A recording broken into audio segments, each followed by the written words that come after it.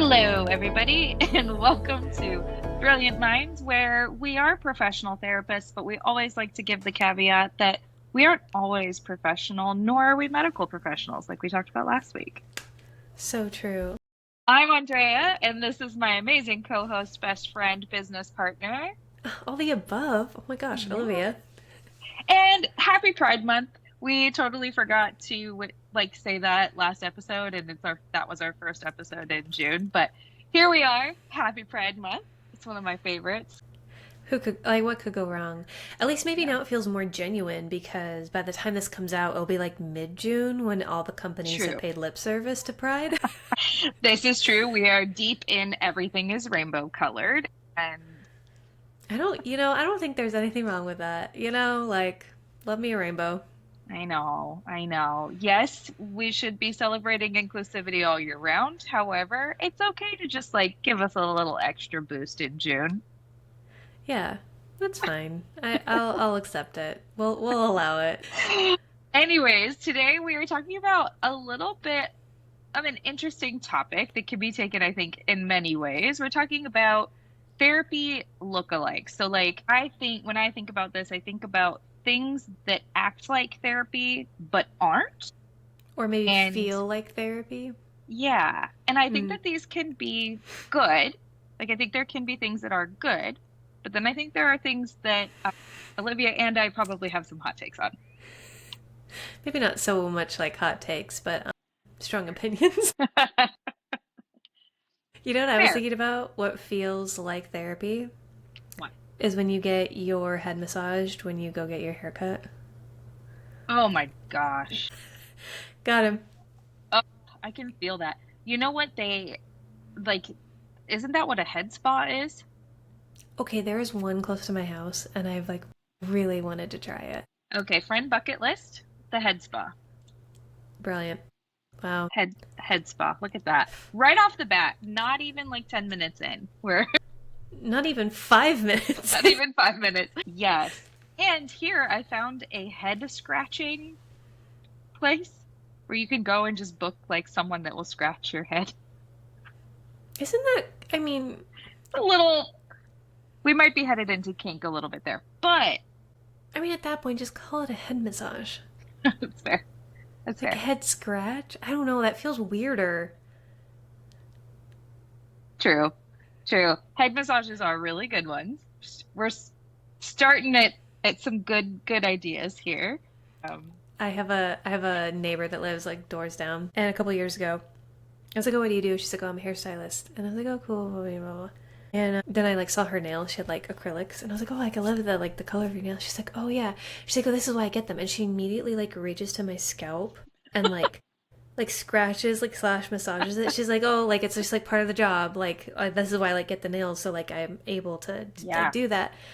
And then she's like, "I'm sorry, that was really impulsive." And I was like, "So you have ADHD?" And she was like, "I do." I was like, "It's okay." I love that she just was like, here, let me do it without even. Just such a fluid. And I was like, "Oh, you were touching my scalp. Okay, well, I was just complimenting your nails, but that's all right. It's fine. Just touch me, whatever." It was so bizarre. That's so funny. Yeah. Okay, for you, what's a therapy look like? The gym. I know that sounds super basic of me, but I think the gym is one, especially for me and some of the people in my life that Mm.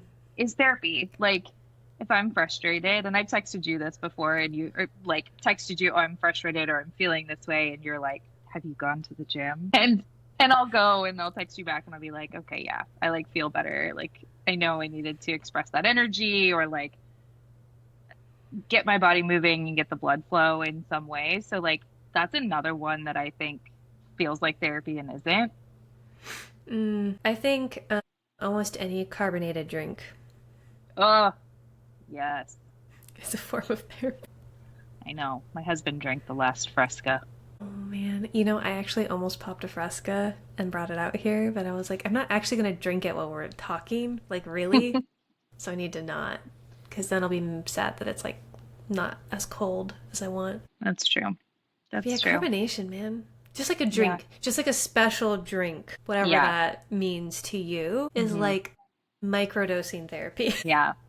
Yeah. No, I agree. I think that that's another good one. I think like there are so many things that we could like list off that are like this, that are like, I don't know, maybe it's dopamine that we're getting or like an expression of something that we're getting, whether that's like girls' night or margarita night or a massage or the gym, but all these things like give us that kind of same feeling that therapy is intended to do also. Yeah, like sometimes I feel like it's a release of the pressure valve a little bit, Hmm. especially if you're like feeling overwhelmed or stressed. It's like it helps just reduce that feeling a little bit, or like Yeah. center you or ground you. I mean, there's a lot of ways you could say it. Yeah. But generally speaking, when you walk away from therapy, like you should feel better. Like Yeah. session to session. Like Yeah. not every single session you're going to feel better afterwards. Correct. However, I would say like a vast majority of them, like you're probably going to feel like a little bit lighter or a little bit better or like some level of relief or grounding or like direction, maybe direction's a better word. Yeah. So yeah, I think like the things that we're describing are kind of like therapy lookalikes in that way. Hmm. Yeah.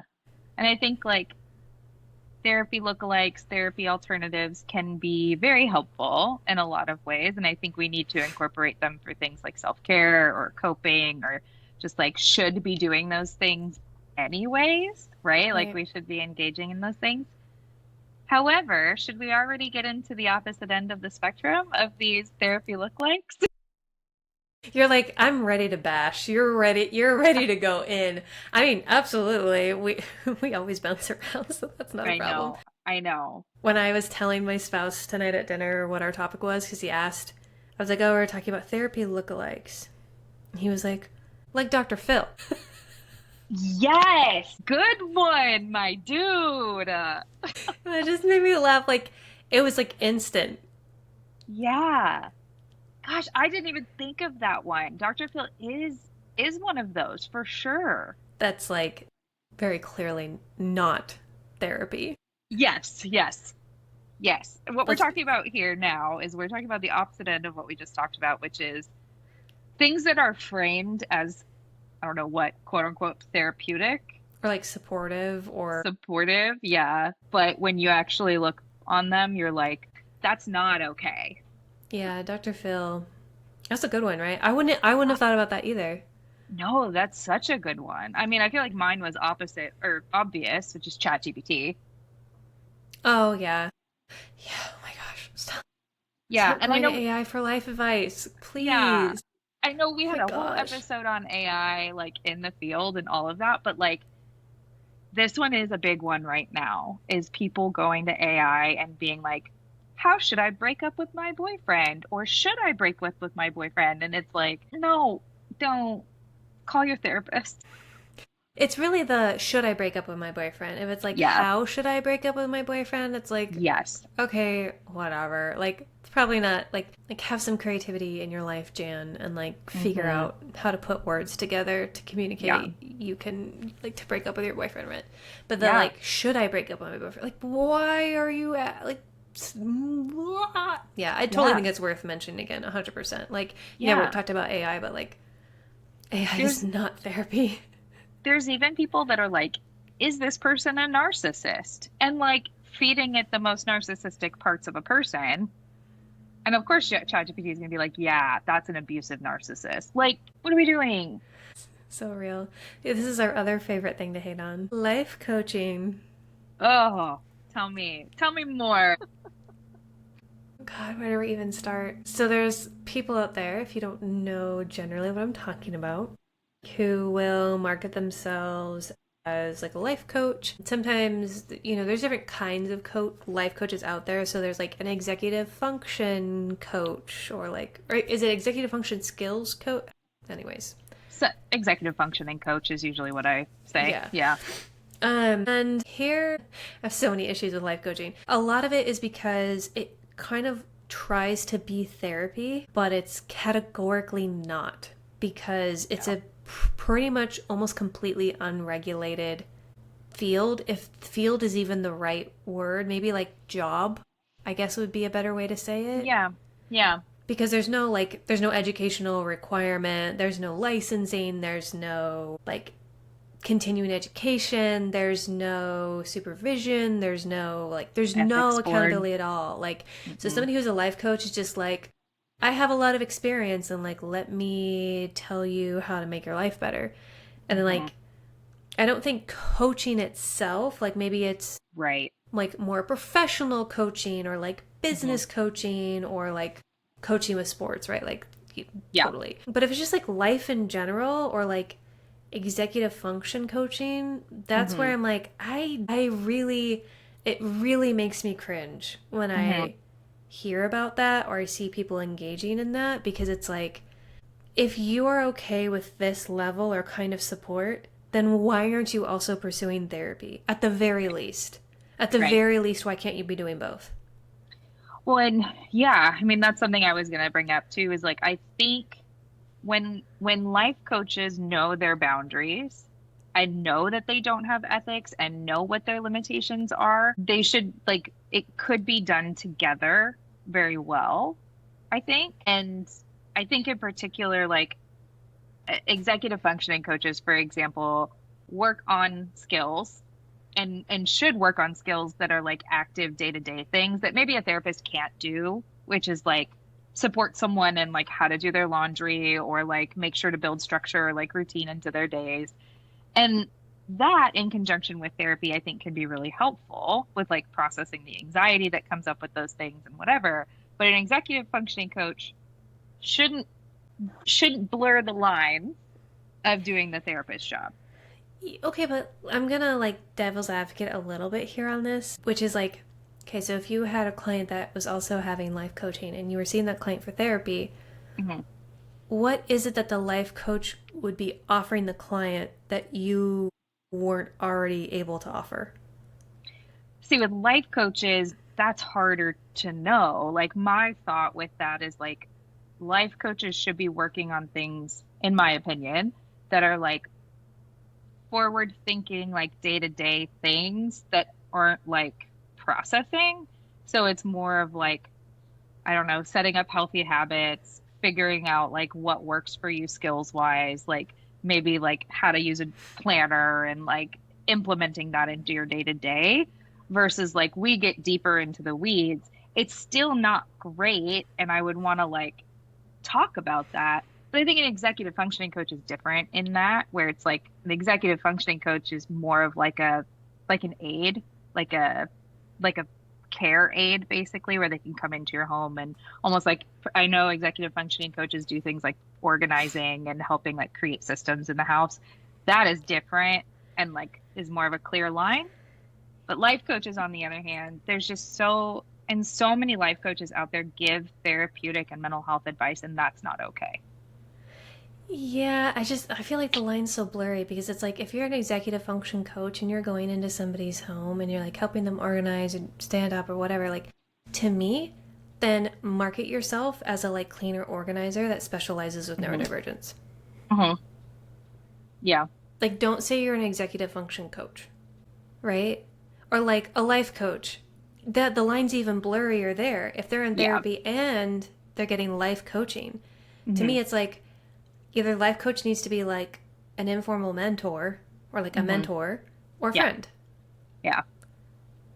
But like we shouldn't be paying for life coaching if the it's just the line is so blurry and It is. I've never seen it very well navigated doing both Hmm. concurrently. Yeah. And so I just like my perspective is just really biased against like pretty much all Yeah. coaching that I just think it's kind of like not scammy but just like it's a therapy look-alike, but it's like Hmm. a way worser version of it. Yeah. Yeah. Totally. And I think we've also seen situations where there are huge issues with the way that coaches present themselves or the way that coaches interact with clients and things like that. I have seen things work well, like clients moving to life coaches after therapy to kind of help them move forward and stay motivated. But there's like a very clear delineation. And I have worked with an organization in Washington who helps support neurodivergent people with kind of all executive functioning things like applying for jobs, learning how to drive, like transitioning out of school into home, and that they work in conjunction with therapists super, super well. And they call themselves coaches, but it's just like it's such a weird line because they don't have a license and they don't necessarily have training. They're just told to support in these things. Yeah, it's almost like because I know this is very common in like substance use world is like Hmm. having peer support, Hmm. like substance use like peer support, people that are also sober or like continuing to work on sobriety, but they are Hmm. like a peer, right? Yeah. Now I think peer support can be really informal, and I think that's lovely, but peer support has also gotten more formal, I think, too, over the Yeah. last probably like 5-ish years in terms of like the framework and structure around what it means I, to be a peer support person and all that. I think there's a license in Yeah. Washington for Yeah. peer, what is it, like peer counselor or something license? I don't Yeah, I'm remember. not quite sure off the top. So it's Yeah. like life coaching or like executive function coaching or like neurodivergent coaching, like that Hmm. seems very, could be very similar to the equivalent of like a substance use peer support person. Yes, exactly. Yeah. But then let's call it that. Yeah, there's definitely a lot of weirdness around the jargon about it too. But Yeah. then, like I said earlier, we've seen instances in which like coaches kind of get a big head, life coaches mostly, get like a big head and start to do things that like veer into the ethics of being a therapist. And it's like, ooh, you're really like, be careful with that. Yeah, because And I think it's just it's so easy to get in over your head yes, yes. in that role. And I'm curious to hear from you because this has happened to me. Have you ever supervised anyone that was previously a life coach? No. Hmm. What are your thoughts? Like, what would you think? I think it'd be I think there'd be two things. One, I'd be like, well, in some case, like in some I could see how that would be a natural progression Hmm. of like, oh, I'm like supporting people, I care about people, I want what's best for them. But like Hmm. I really feel like I'm confined by my role or like I feel like I'm not as experienced or like educated Hmm. on things as I want to be. Yeah. So in one regard, I'm like, it feels like maybe a natural progression, and I think that would be cool. Hmm. I think the piece that would concern me the most is like if your boundaries were wacky Hmm. and you were doing things that you like really shouldn't have been doing as a life coach, that Yeah. making a transition into being a therapist might be a struggle because you had wacky boundaries initially. Yep. Yeah. It's like I And could that, see it work, but I could also be really wary at the same time. yeah. And I think that's exactly what happens in these instances. Oof. It's not one or the other. Sometimes it's a mix of both. I can see where it's like, oh, you recognize, like you said, that you were kind of going like there's areas that you could go beyond what you were limited to. And I have met people who were previous life coaches who were like, I realized that I wanted to do this. I wanted to be a therapist. I didn't want to really be a life coach. I just thought it was the easier way to do it. And that like gave me a little bit of ick, but it was more of like accessibility reasons and not knowing what the world was like. That I move into it and they end up being really wonderful, amazing therapists. And then there's the other side where it's like, like you don't have great boundaries. That's why you're doing like it's kind of messy. And then there's like a third camp of this that comes to my mind when we talk about coaches. And I don't know if you and I have ever talked about this, but there is therapists that then get life coach certified and like take the courses to be life coaches. And I think there are particular reasons around that. Some of that is because you can practice cross lines, like state lines, because if you have a therapist license, you can't see clients in states that you don't have a license. As a life coach, you can. And that is icky and weird to me, but I also can hear the argument a little bit about accessibility.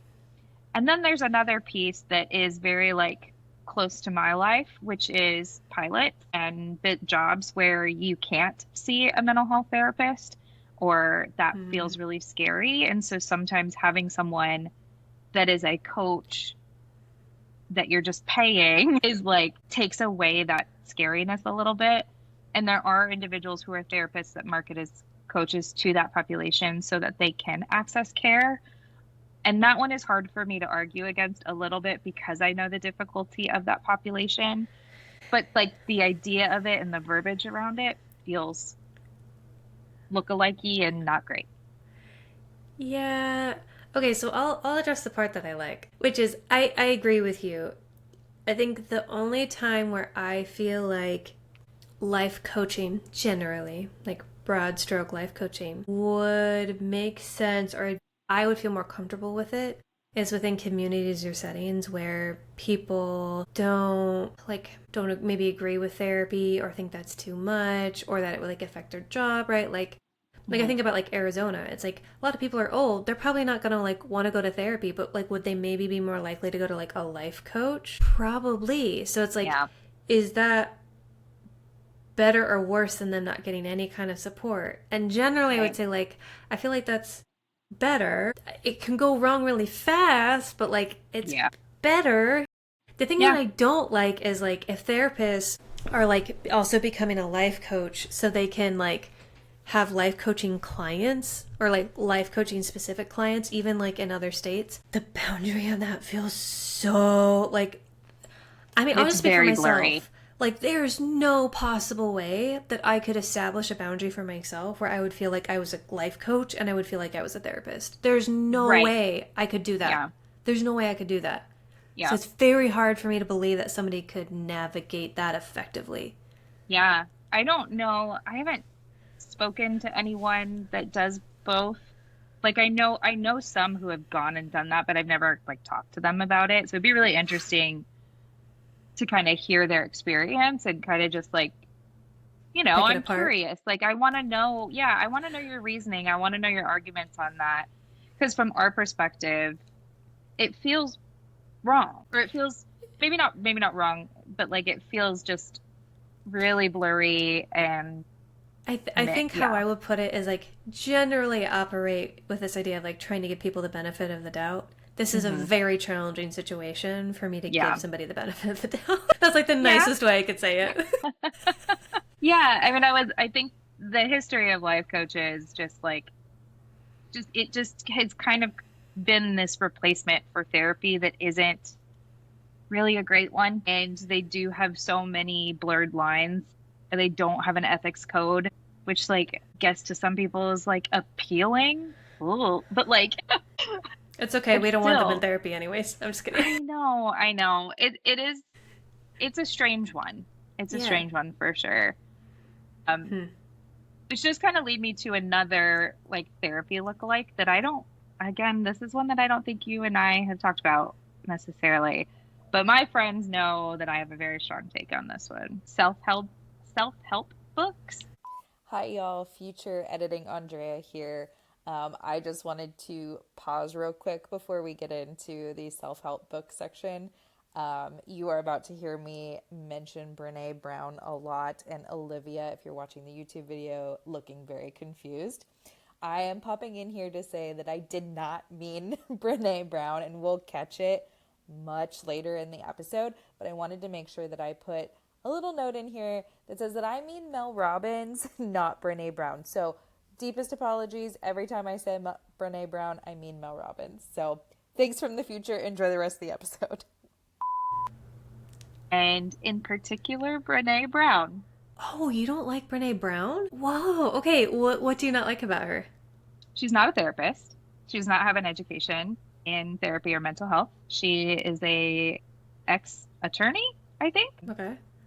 who has marketed these ideas of the kind of life coachy things and taken therapy verbiage and turned it into her own and has made a bunch of money off of it. And her advice is shit. Just go to therapy.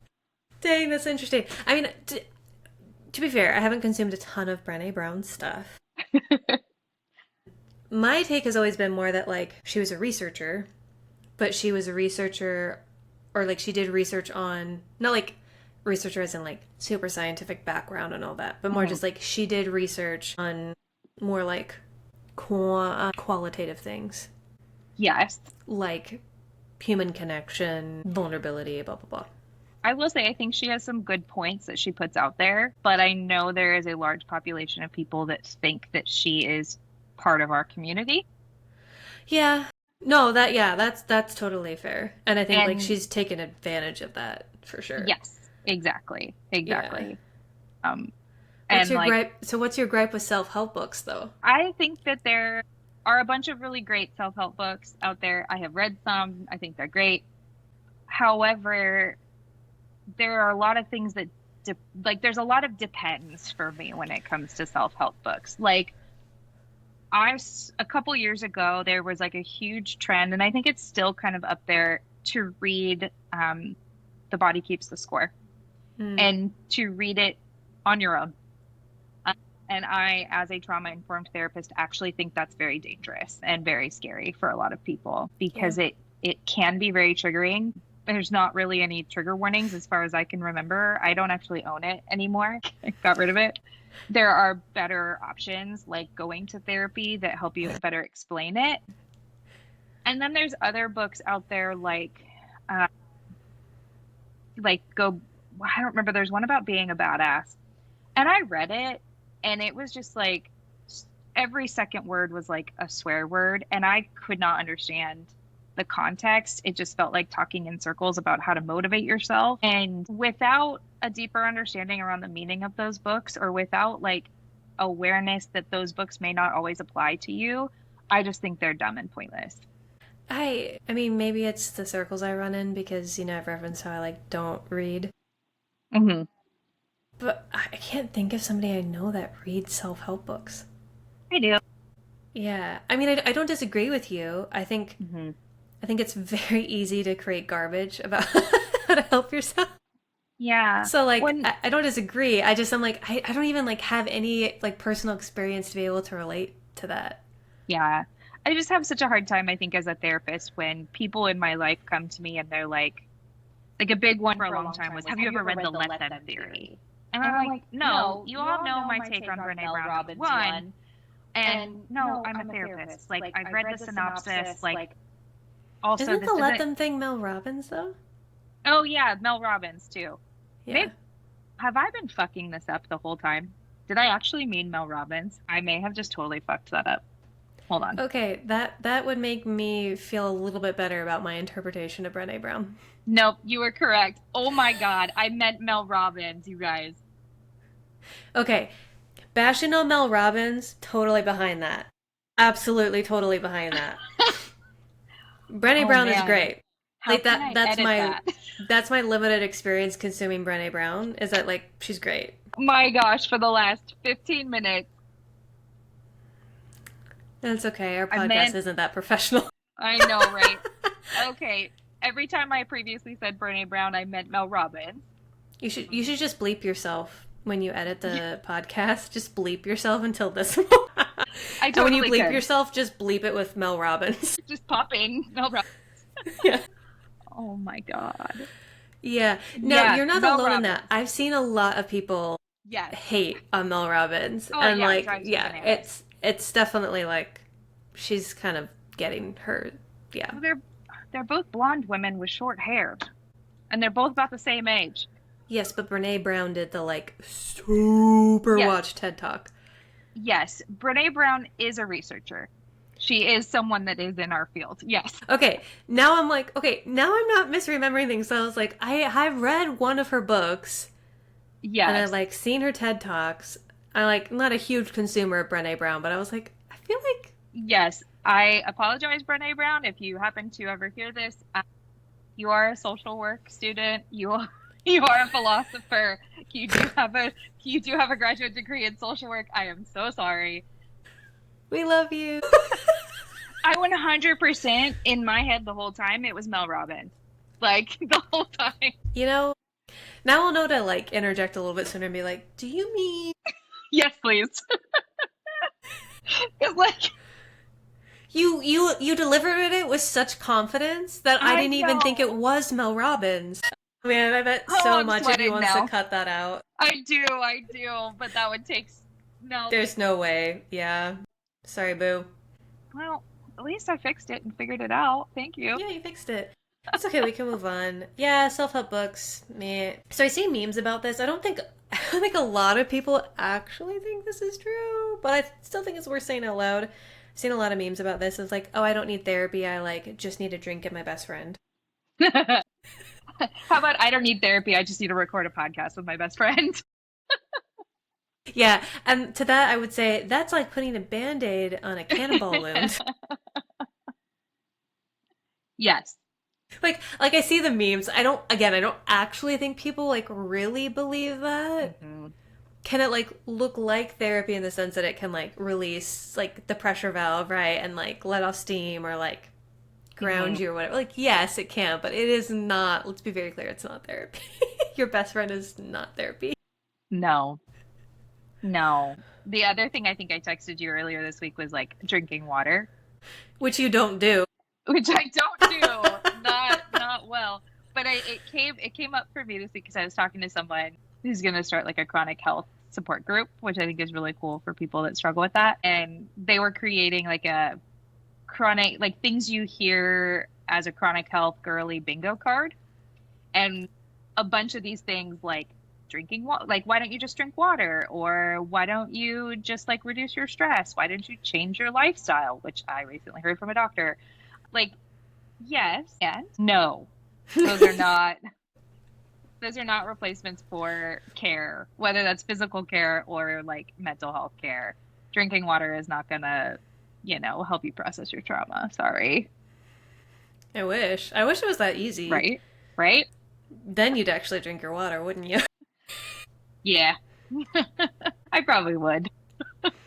This might be like a little niche, but I don't think it's too niche. You know what's not therapy is pastoral counseling. Thank you for bringing that one to the table. Tell me more.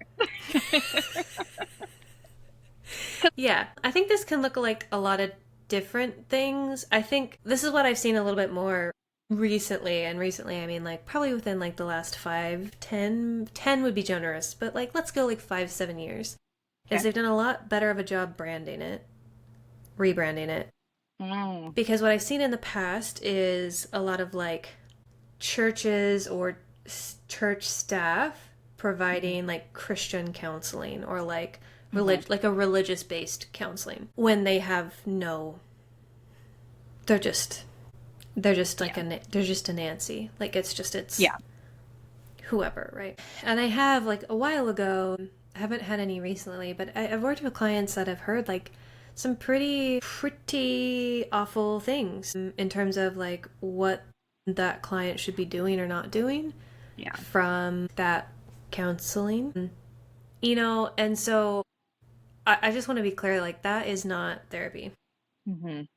And Yeah. what I will say is like over the last few years, like the 5-ish years, what I've seen is that it's more like pastoral support.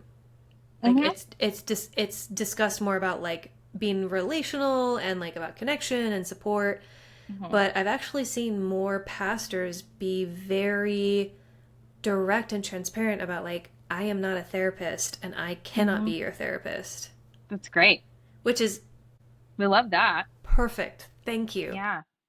But I'm sure it's still out there a lot. Hmm. If I had to Hmm. guess, I don't, Yeah. generally, I don't think there's a lot of people that go to church anymore, like in our generation, right? I think that's totally fine. I just, I just want to throw it out there. Yeah. Well, As a religious person, I think it's important to put it out there that like yeah. counseling through your church, that is not counseling. Yeah. And to put this out there too, there are licensed therapists that do like religious-based counseling, and Right. that's different. Yeah, that's totally a thing. And it's great, Yeah. right? Like Yeah. there's Catholic therapists and Hmm. Christian therapists and Hmm. Jewish therapists and like All of them. all different kinds, and that's Yeah. incredible. So it's like don't think that there's not a therapist out there that like Hmm. religiously orients the same way you do. Right. but also don't think that the support you're getting through whatever religious like community you're a part of is actually Hmm. therapy because it's not. Yeah. Yeah. I mean, there's certain religious groups that, will require you to have these one-on-ones with things, and it can be really harmful. And it's okay to seek a therapist that still has your religious lens, and that's therapy, not Yeah. whatever that madness is. Yeah. I've seen kind of like a slightly different like variation of this. Mm.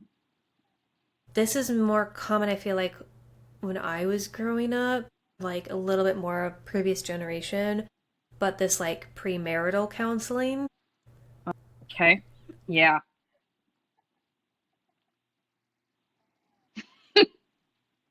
You will not be surprised to know I opted out of that. Thank God. I see what you did there. My response was Jesus Christ. And so that again, that's like another variation. I'm sure it's still out there, but I think Hmm. it's again, I think it's been rebranded and it's marketed a little bit differently. It's not like premarital counseling. It's more Hmm. just like, I don't know, like Premarital marriage. meetings, Yeah, I think it's more like marriage, like pre-marriage support or like that, yeah, something more like that. And coaching. I bring it up because I don't really think there, at least I haven't seen it. I don't know if you have like a therapy equivalent to premarital counseling. I'm guessing it exists, but I've never seen it. Just couples counseling. Well, okay, duh. Yeah, But I I mean, mean, like specifically within couples counseling, I've never seen that be like a niche. I think that premarital counseling, at least from my understanding, right, is the intention of going in and talking about like preparing for marriage Yeah, essentially. specifically, right? Yeah, I mean, I don't know. I didn't do it, so I can only answer so many questions. Yeah. My basic understanding, at least from what I saw growing up, was like it was either like reading a book together and like discussing it, Mm. or there was more of like a structure or framework to it, like almost like a curriculum, even maybe could have been like curriculum Actually, E. that rings a bell. That rings a bell. Did the parents do that? Didn't work. Sorry. It's okay. My mom would be saying the same thing when she hears that. They did do Sorry. couples counseling when I was a So kid, sorry. but So sorry. no, you're good. That is what complete lack of impulse control looks like. I loved it. It was great. It was on point. Woo! Okay, sorry about that. Yeah, again, I feel like it was a little like I feel like it's kind of old school. Yeah, I think so. But definitely another therapy lookalike that isn't therapy. Yes, I think I think there's a culture around that. Like I think a lot of religious groups will like encourage that before marriage and things like that, and that's totally okay, but it's definitely not therapy. Definitely not therapy, but again, like I don't really think there's a therapy like equivalent, at least that I've seen. No. Unless you could find a like religious based therapist, like couples therapist, maybe Hmm. they would have something. But Yeah. That's one I don't know. yeah. So it's worth mentioning that it's like I've seen it as part of the like Hmm. counseling piece Yeah. in religious settings, and I'm like, ah, new, Yeah. new, new, no, that's not therapy. Yeah. I agree. I agree. I'm trying to Mm. think, are there other ones? I mean, the other one kind of piggybacks off of ChatGPT's TikTok. I don't think anyone really thinks that's therapy, but I think, well, I feel like they're more likely to use TikTok to diagnose themselves, Yeah. which like Yeah. could be a therapy lookalike in a way, Yeah. I'm curious, but this just popped into my head. I'm curious what your thoughts on if this is a therapy lookalike because just tell me. You don't have to BetterHelp, caveat it.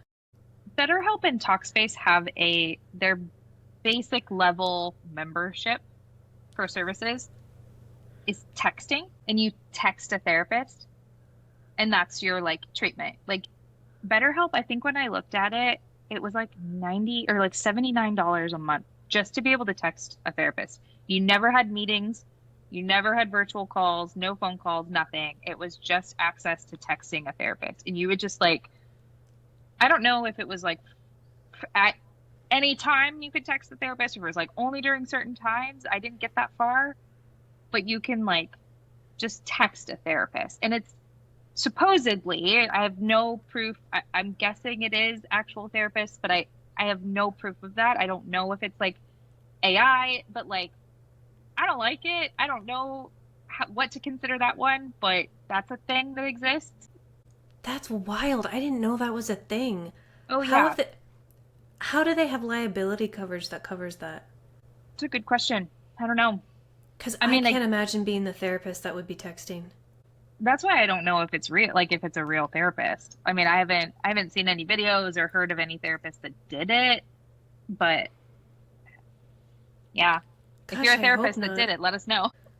Or is doing it right now. Or is doing it right now as you listen. Yeah, I mean, it can't be like all the time. They can't be like on call. That would be wild. Yeah. I can never imagine texting any one of my clients. I've never texted any of my clients ever. Mm. Mm. See, I do, but not therapeutically.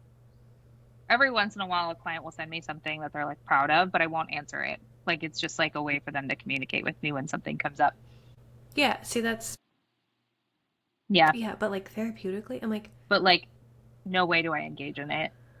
yeah, I'm also thinking like, how would you document that? Then I'm like, I guess you wouldn't necessarily need to document it because you're not billing. But then that even feels worse. Hmm. Yeah. God, that's not therapy. Yeah, it's weird. That is weird. Yeah. As soon as because I was like, I think I was in a really desperate place looking for a therapist at one point, and so I went to BetterHelp because I was like, I can't find anyone. I like need a really low cost option, like because I didn't have insurance, and it was still $79. And I was like, what do I get for $79 a month? And it was like, oh, you could text this therapist. Okay. No. I, I'll go read a self-help book over that. okay, then the like sassy part of me is like, could you voice memo them? I don't think so. Well, maybe now. Hey, if the podcast ever makes a lot of money, let's like set up a fake BetterHelp account Oh my and gosh. find out. It'll be like undercover boss. I love that stuff. Remember Dude, Spies? We talked about this last episode. yeah, yeah. I think undercover boss when it came to group practices, like mental health practices, would be so good. Oh, somebody please Yeah, give me the satisfaction. please, yes. Take someone down. Anyways, that's a discussion for another time. For real. Any other thoughts that you have on potential therapy lookalikes? Things that Girl, no, people I'm think? tapped. I'm like Yeah. I've laid out some judgment. You know, I think people probably need a Hmm. break from the violence I've unleashed. And then the like innocent bystander of Brené Brown. Renee, I'm so sorry. I actually do appreciate you and what you have done out there. Truly, I'm not lying. I'm sorry, it was just too good. I had to circle back. I'm sorry. But Mel Robbins, get off my algorithm. That's real. That's real. Yeah. Oh, wow. What a Tell roller us coaster. for real. Tell us in the comments if there's any therapy think like lookalikes that you can think of. We'd love Yeah. to know. We'd be super curious. Yeah. Or if you're a life coach and you want to tell us more about what you do and try to convince us that you're good, If you want to fight an uphill We're battle, open. feel free. Yeah. The world's your oyster.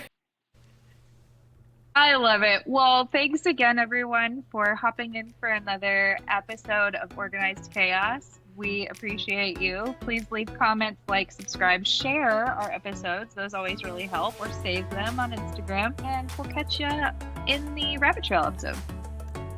Bye, y'all.